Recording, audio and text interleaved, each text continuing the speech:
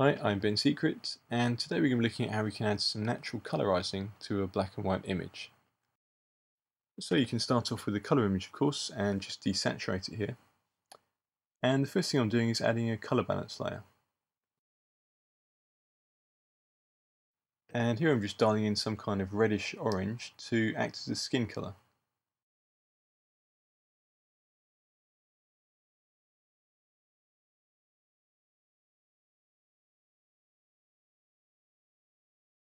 And now we just invert the mask to hide the effect. And you can do that with Command I if you're on a Mac or Control I if you're on a PC. And then I'm just using a white paintbrush to paint the effect in over any skin regions. And we don't have to be too precise here. And if we do make any mistakes, we can go over them with a black brush in just the same way. And you can see the problem here is the effect's coming out way too orange in the shadows and doesn't really look very skin-like. And that's all down to the way different surfaces reflect light and how that affects colour strength. So now with the effect painted in, we can go to our layers blending options. And here we want to use the blend if sliders, and you can see an underlying layer. Moving the black point adjusts where our colouring effect comes in terms of underlying pixel luminosity. And now by alt-clicking on our black point, we can split it apart, and this allows us to fade the colouring effect in the shadows.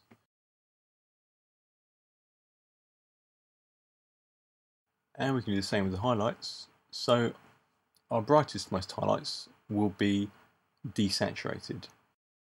So the skin will only be receiving the full colour effect up around the brighter midtones. And you will have to adjust this by eye depending on the contrast and brightness of the skin tones in your image. And now we can add another colour balance layer. And here I'm going to dial in a sort of yellowy blonde.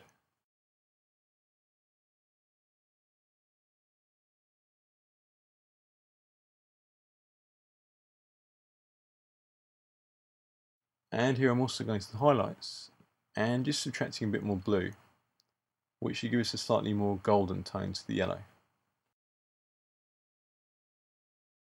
And again we can invert our mask and just zoom in and roughly paint it where it's needed.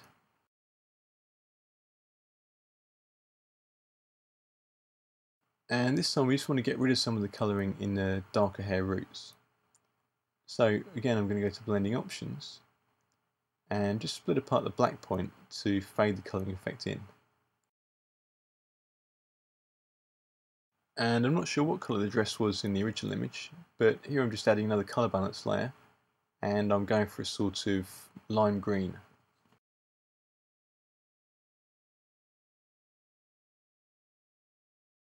And with clothes and things we can generally keep the colouring simple and just overlay the colour where we need it. And I'm just adding another colour balance layer and going for a kind of reddish brown for the bag.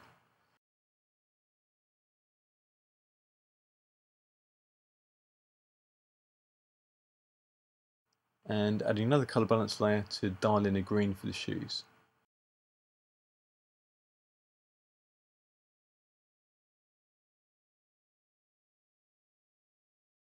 And now I'm just doing a really bad job of selecting the background using the magic wand tool.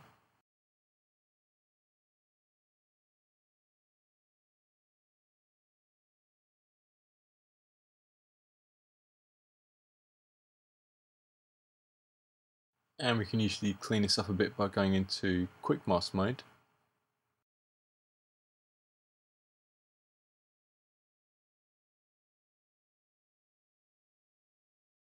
And then if we add our colour balance layer, it will come nicely masked for us. So we can just dial in a beigey kind of background colour. And here I'm just finishing off with the curves layer, where we can fine tune any colouring and tonal changes you want to make. And here I've just shifted the blue curve around clockwise a fraction and done the opposite with the red curve. And this can just help to bring the colouring effect together.